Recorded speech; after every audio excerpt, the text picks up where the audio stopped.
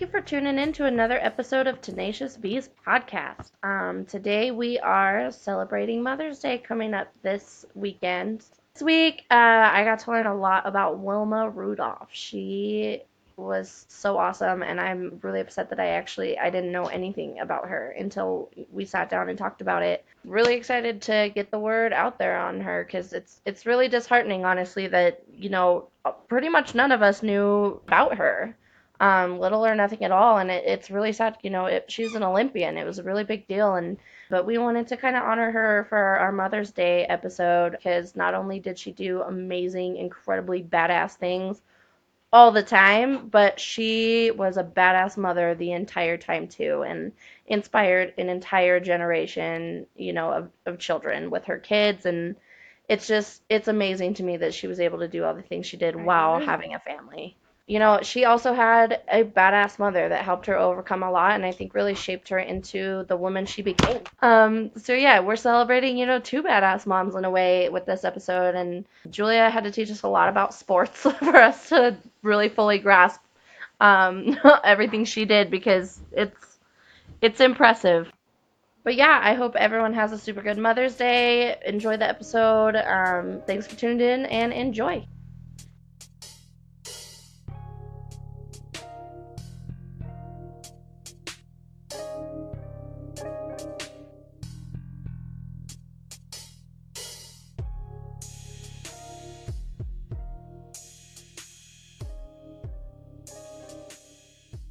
Hi friends, and welcome back to Tenacious V's podcast. Today we're going to be talking about a very influential woman, more so in the common area, named Wilma Glodean Rudolph. Kayla, what do you know about Wilma Rudolph? I've learned about two Wilmas now, so that's neat. Can I get like a time she was alive? Can I get an era? Maybe spark a memory? She was born in 1940, but Wilma Rudolph, she was African American and known for her sports prowess. Nope. Yeah, that's not really Kayla's area. Nope. Nope, not me. Sorry. Well, that's okay. Let's learn about it together today, guys. So Wilma Glodean Rudolph, she was born June 23rd, 1940. She was born in St. Bethlehem, Tennessee, which is now part of Clarksville, Tennessee. She was the 20th out of 22 siblings between her father's two marriages. Jesus Christ. Yeah, bro. Oh my God, that was a lot of mouths to feed in the 40s. Mm-hmm. Holy shit. Yeah, and her dad's name was Ed, by the way. I mean, cool. It doesn't really have any significance, but yeah. All right, go Ed. He's getting business. So Wilma, she suffered from tons of childhood illnesses. Like, she was honestly constantly sick throughout her childhood. She was sick with the scarlet fever, she had pneumonia, and she had infantile paralysis, which is caused by the polio virus. Guys, vaccinate your kids. You want to hear a really funny story about scarlet fever really quick? Sure. So, when I was a kid, read all the, Little House on the Prairie books, and the older sister gets scarlet fever and goes blind from it as a kid. Oh, jeez. And so it's like this whole thing, it's really sad, but when my mom and I went to Ireland for the first time, I was seeing signs for hay fever, and all this medicine for hay fever, and I was like, oh my God, Mom, they have hay fever here? I didn't even know that existed still, and I was freaking out about it because I totally thought it was scarlet fever. Oh my but God. it's allergies, guys. It's so literally funny. just spring allergies. Why does that? We need to go home. I was like, why is this normal? Well, unlike hay fever, Wilma overcomes scarlet fever, but she does have some effects from the polio, right? What polio is, for those of y'all who don't know, it causes muscle weakness, usually in the legs. Most people recover, right? But 2 to 5% of children die due to polio, and 15 to 30% of adults die. So, if you catch it in your later years, you're more susceptible to problems with it. But she had super bad weakness, in her legs from the effects of polio. Yeah, but she did end up recovering the use of her leg. It was mostly her Nice. left leg that was affected, and she had to wear a brace from when she was like a small child to the time that she was 12. Mm-hmm. And there was like really no medical services for African Americans at that time. Like it was still segregated, like Right. everything was, you know. So it was a pretty big deal for her to try and get any sort of help for the polio or any treatment or anything. Mm-hmm. Her and her mom literally commuted, I'm pretty sure on bus, over 50 miles to Nashville once a week for 2 years. 2 years, dude. They made 104 of those trips. Oh my god, that's crazy. Yeah, and like due to the vigilance of the hospital, like they were really on top of it, and they actually were like a really good resource for them and helped them a lot. But like due to that and the family, because she had so many siblings and everything, like they gave her up to 4 massages daily in her leg. Wow. And she actually recovered full use of her leg and got to stop wearing her brace at the age of 12. That's awesome. So yeah, she was like all solid, set to go into like middle school, Good whatever. parents, like, dude. Yeah, like, dude. They have that many kids and they're able to just dedicate that much attention and time to healing one of them. Yeah. Who even knows what the rest of them had going on? That's awesome. Yeah, and just in time for her to like kind of go into high school and start coming into her own, right? Yeah, that's awesome. She went to an all-black high school, Clarksville's Burt High School. Clarksville is the town. They had, since moved on to being like absolved into Clarksville, Tennessee. Anyways, she excelled in track and basketball. While she was playing basketball, her coach, G.C. Gray, which actually helps as like a mentor and helps her kind of along the way, like her track for the rest of her life, but he nicknamed her Skeeter because she was as fast as a mosquito. Ah, yeah. That's so funny. Love that. Yeah, so she played basketball, she was in track, and mostly like she like first started off with basketball. She's like super into it, and then in the off season would kind of do track because, just to keep like her body running and keep in the mode. She got that leg back, she's gonna use it. Right, yeah. absolutely. Oh yeah. But during her senior year of high school, she became pregnant with her first child, Yolanda. And she actually named her child Yolanda after her sister. Mm-hmm. Her sister was the one that got her into sports. Like, her sister played basketball as well, but was the one that, like, helped her after her, like, recovery from polio. Was like, dude, let's get this going. That's awesome. Come out and play basketball with me. Yeah, and it all kind of started from there. So she named her firstborn daughter after her. And her daughter was born in 1958 at Tennessee State University. Wilma went to college there and continued to pursue track and was a sorority girl. She was a member of Delta Sigma Theta. She graduated from Tennessee State with a bachelor's in education in 1963. Dude, good for her having a kid that young and getting all that done. Yeah, You wait. The whole man. yeah, it gets better. I'm kind of giving you like a preamble Ooh, here. Yeah. But this is the in between. So before she went to TSU, Tennessee State, she was scouted for the track team, and she competed, multiple years in track, like throughout her college career, and she competed for the Tiger Bellies, for 2 years, even before enrolling in college. So while she was still in high school, like junior year, like right before she got pregnant, before she does these miraculous things we're about to talk about. Oh, I just wanted to know. Wow, that's awesome. She was with the Tiger Bellies, which is kind of like a big deal back then as far as track goes. Mm-hmm. So while she's actually still in high school, so in 1956, she attended the U.S. Olympic track and field trials in Seattle. Wow. And she got in, and she made it. No shit. She was the youngest member of the U.S. Olympic team in the 1956 Melbourne, Australia Olympics. In high school? In high school. She was like a sophomore. That's She's crazy. 16, I think, right? Yeah, 1940, dude. She was 16 years old. That's crazy. She was the youngest person on the whole team, yeah. Yeah, Oh my so gosh. her and 3 other Tiger Bellies ran the 4x100 meter relay. Okay, I'm not a sports guy, so basically, if that's wrong, please correct me. No, it's correct. So what it is each person runs 100 meters, and it's 4 people with the baton. You know what I'm saying? Like, you know what I'm saying? They're running, they pass the baton. Relay. So that's what a relay is. So one person I will know run what a 100, relay pass the is. baton. They'll run 100, pass the baton, run 100. Right. Oh, is that with the 4? Yeah. Yeah, Oh, so 4 each by. of them run 100 meters. Mhm. Oh, okay. Wow. Look at Thanks, that. sports guy Julia. Yeah. Julia's the sporty spice, if you couldn't tell. Spice. But yeah, so they run this relay, and she actually won a bronze medal that year, and she tied the world record at the time of 44.9 seconds. Wow. Yeah, the Australian team won with a time of 44.5. Oh, like, can you imagine? So like, close. So they're doing this relay, and they're like less than a half of a second. they're like right on each other. Oh Yeah. man. They were there. Like if that guy had stubbed his toe for even a second, she would have won. Yeah. That's crazy. Yeah, so like being inspired by that, and she was like really, really proud of herself, obviously. Like that's an 16 amazing years old? accomplishment, Yeah, that's dude. huge. So she decided to try again and go back for the 1960 Olympics in Rome, and she made it in again. Wow. Surprise, surprise. Yeah, but I mean, the thing is like she was like, I'm not okay with gold.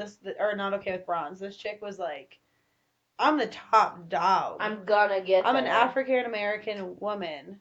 You know, at the time this was all during, the Like 50s and 60s to be when all that blunt, I'm reform was honestly happening. surprised that they even like admitted her into the Olympics. It was a bad time. Yeah, like, this is. That's crazy. Good for her. Anyways, during the qualifiers for the 1960 Olympics, she set a world record for the 200 meter dash. So this is just qualifiers. It's not even in the real Olympics. She set a world record time of ever been done before. Jesus. Which she held that for 8 years after her qualifying time. So That's a long time. yeah, it's absolutely a long time. Dude.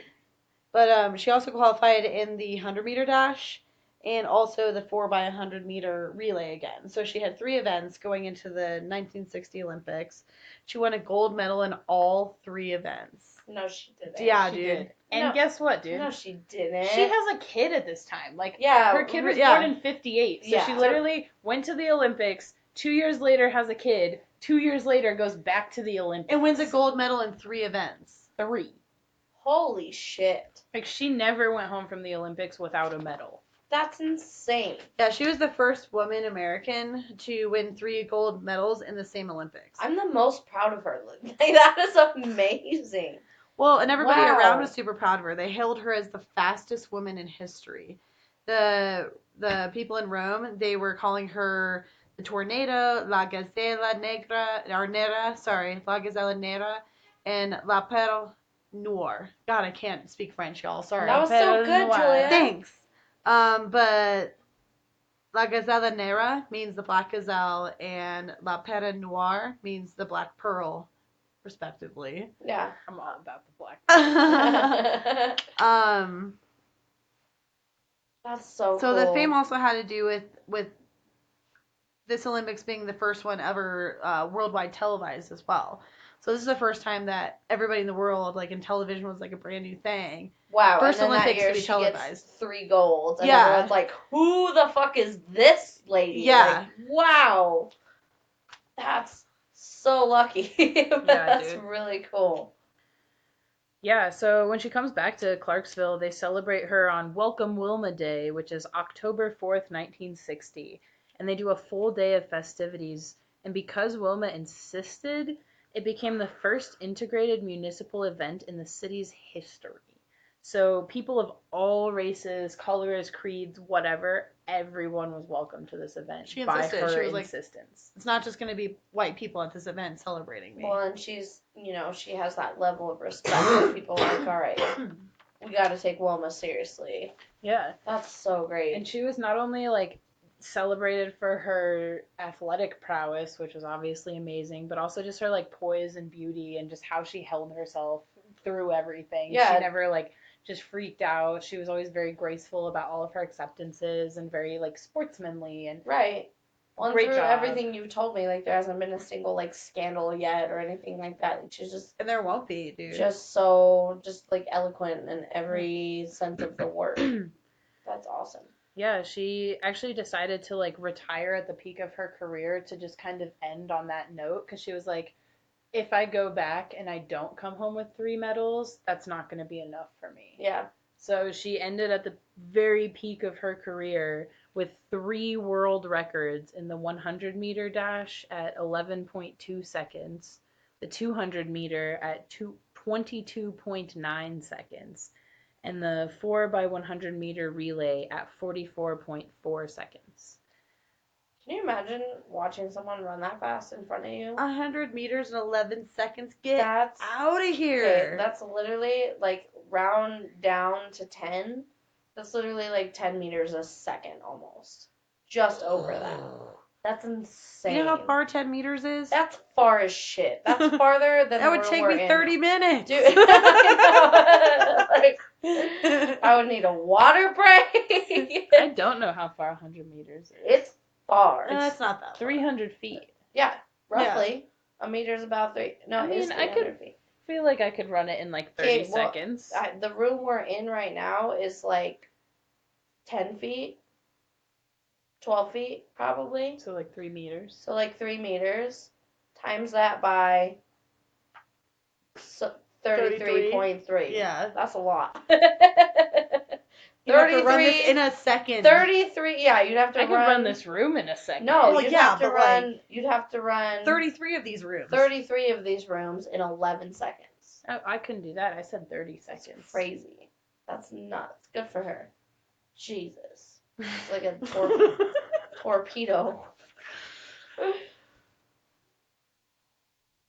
Anyways, after she graduated from college in 1963, she made a month-long trip to West Africa as a Goodwill ambassador for the U.S. State Department. She served as... I'm sorry, I gotta swallow. She served in the 1963 Friendship Games in Senegal. That's She also cute. traveled to Ghana, Mali, and Upper Volta, where she went to schools' sporting events and made appearances in radio, TV. You know, so she was out there, like, getting to know the people in Africa. Yeah. Like, she went off, like, as soon as she won the Second Olympics and was just like, I'm just going to go check my people out, you know? And she was seen out there also as, like, a huge inspiration and, like, a celebrity person. You know, and it just kind of goes to show, like, her grace as well. Like, she just doesn't, like, keep it within America or whatever. Mm-hmm. When she came home from Africa, she actually decided that she wanted to make a change and, like, protest for her civil rights, you know, after spending all that time in Africa. Which at this time, what, we're in like the 60s now? Mm-hmm. Yeah, 1960 is when she wins the Olympics, and then in 1963 was when she made that trip to Africa. Yeah, okay. So she comes back to her hometown, Clarksville, and she poses a protest, right? Her and a bunch of people get together, and they're like protesting against this one restaurant, which is segregated and won't allow black people to go in there. Were they the sit-in? Did she lead the sit-in? I don't know if it was that what it was? sit-in, but it was more so like... Like the big one? I don't think so. Oh, man, I was like, I know who she is, but no, that went away. No, because, I mean, at least from everything that I saw, it was like a pretty quick and done, easy little thing. Nona's whispering too that yes, she was. I'm pretty sure it was a pretty quick and easy thing. Like, they wanted to make this, you know, restaurant available to African American people, and so she kind of just, like, reached out to the mayor and was like, yo, dude, you gotta do something about this. And the mayor announced that all of the city's public facilities, including restaurants, would become fully integrated. Nice. After she talked to him, because she was Nice. like, this ain't cool, dude. Well, dude, yeah, can you imagine the argument she had to have made, like, just walking in there, just like, listen, this is not okay. I can only imagine what she would have had to say. That's awesome. Yeah, dude. And on top of everything else that she did in her life, she also was a second grade teacher at the school she went to elementary school at, Cobb Elementary. And she coached track at Burt High School, where she started off, you know. That's awesome. But it's unfortunate because, like, conflict actually forced her to leave that position. Really? Like, yeah. That's really sad. Because, I mean, like, can you imagine the kids, like, being in second grade, knowing who their teacher is? No, it's high school. Burt High School. No, I know, but, like, yeah, her her second graders. class. Yeah. And her high schoolers. But regardless. Just knowing who your teacher is and having that, Oh, my like, gosh, so cool. that caliber of woman, that caliber of woman just rooting you on every day, that's insane. That would be so inspiring. Overcoming polio, overcoming so many childhood illnesses. I almost pushed that from my mind. Not only what she did, but she overcame polio. Yeah, and went on and to became do the that. fastest woman in the world. Like, that is insane to me. That's insane. Not as an African American woman in the 60s. Like, not a reason to not vaccinate against polio. Please vaccinate against polio. But for her to overcome that and go on to do that, I can't run 5 feet. I never had polio. I just eat too many quesadillas. Like, that's like, wow. She's amazing. Yeah, she also worked for like all sorts of nonprofit organizations and like did a lot of government sponsored projects supporting athletic development in American children. And just she worked in Boston as a Job Corps program for like a track specialist operation.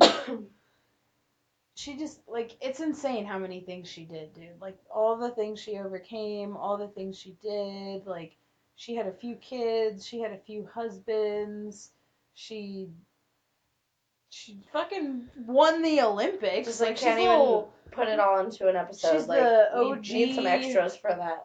Who's the swimmer guy? What's that guy's name? Michael Phelps. She's the OG Michael Phelps, coming home with 3 gold medals. Oh, amazing. I mean, but she's like a black woman. Yeah, so as like a black way woman cooler. in the 50s. That's crazy. So what would you guys win? Like, what do you guys think that your gold medal would be? Is that a joke, Julia? Would I get any gold medal? Yes, for eating quesarito. Quesarito gold medal? No, I don't know. I think if I were to, like, apply, I'd have to apply my energy to that area first to even think I might earn a medal at it. What would you get a gold medal? But I think... It doesn't have to be from the Olympics. Not from the Olympics? Well, I'm just saying in general. Like, what would your gold medal be? My gold medal would be the quesarito eating, but also probably, like, self-deprecation. I feel like I definitely... No, dude, you know what I think your gold medal would be? Huh. Helping autistic children. Wow, thank you, Nona. That's so true. Sweet. Honestly, dude, like, you've made amazing strides with a lot of your kids. Thanks, dude. guys. You've done some really incredible stuff. Oh, that's so sweet. My mom's really proud of you too, by the way. We talked about it the other day. Oh, that's so sweet. Thank you. So I guess that and self-deprecation. I mean, no, your gold medals. Do I get more than one? Do I get 3? Oh, if you want 3, you can have 3. I want 3. I want to be Wilma. Channel the Rudolph. Get 3. Okay. Rudolph. Growing plants. Yes. Learning. Being the bestest friend ever. Being bestest the friend. biggest dork in the world. We need a dork on the crew, though. Like, if we didn't have you, it would just be me and Julia, just like, no, that's the guy. That's the thing, right? That's the guy that did the thing, and then, no. It would go nowhere. What year are we? We would be filling the world with misinformation. We don't need any more of that as of late.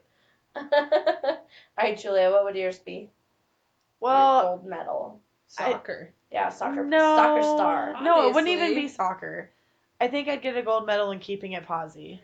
Yeah. It's been a rule I've lived by since I was about 15, y'all. Yep. It's been my motto for a long time. Keep it posy, Riley. Keep it posy. Your second gold medal? Ferda. Your second gold medal is for sure keeping the podcast on track.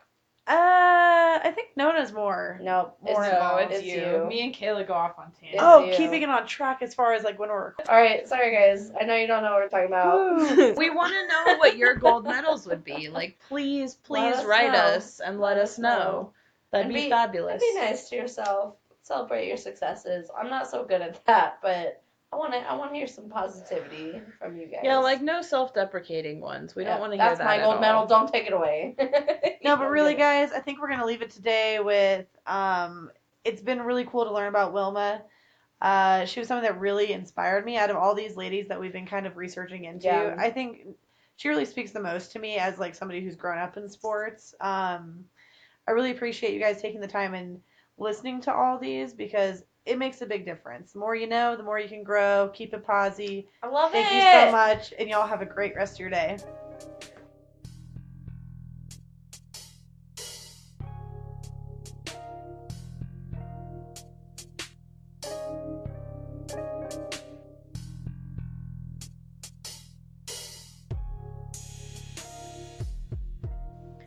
Thanks for tuning in. If you enjoyed that episode, you should give us a follow. We are Tenacious V's Podcast on Instagram, Facebook, and Twitter. You can also subscribe to our Patreon page and get an amazing art piece from Justin at Brushbomb on Facebook and Instagram. We're also now on Spotify. As always, this episode was spoken, edited, and recorded by Julia, Kayla, and Nona. All musical contributions are done by Staple Milk. Come back soon for some more mysteries.